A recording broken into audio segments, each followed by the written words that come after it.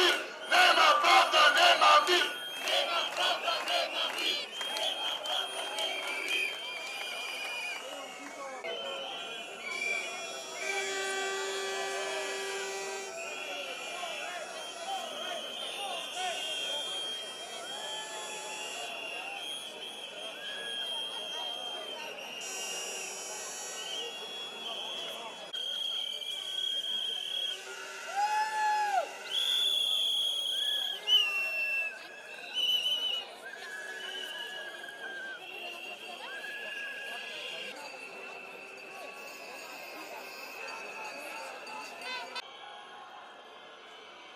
Ти е само ти лита в кадър, гледаш.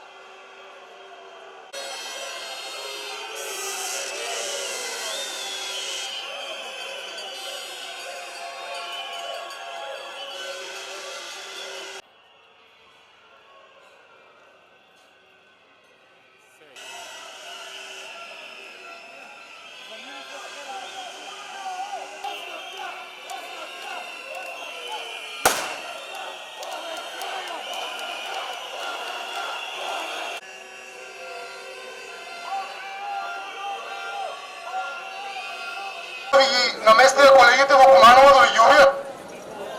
Тие ги браните. Тие што ја украдува државата. Што ги убија новинарите. Што го згазија редот и уставот во државата. Ги браните убийците на децата од Смилковско езеро.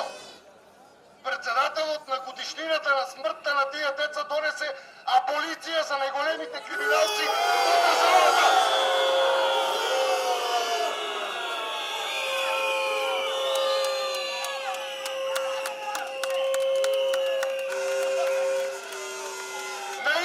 Тој ден кога се убиени 4 лица за некои интереси. Председателот донесе одлука да ги аболицира нарачителите на убиството. И вие, полицајците, ќе ги браните. Кого браните вие? Па вие взимате плата од народот. Ние не плаќаме. Кого браните? Утре вие може ќе ме наместат исто како Куманово. И вас ќе ме очекува исто. Од оваа багра на вас се очекува. Не знам кога ќе сватите дека е доста да дојдете да ни се придружите. Не знам што треба да направат. Дали треба сите да ме втурнат во оган? Дали треба брат со брат да се убиваат овде? Мислам дека секој што има човечко треба да ме свати.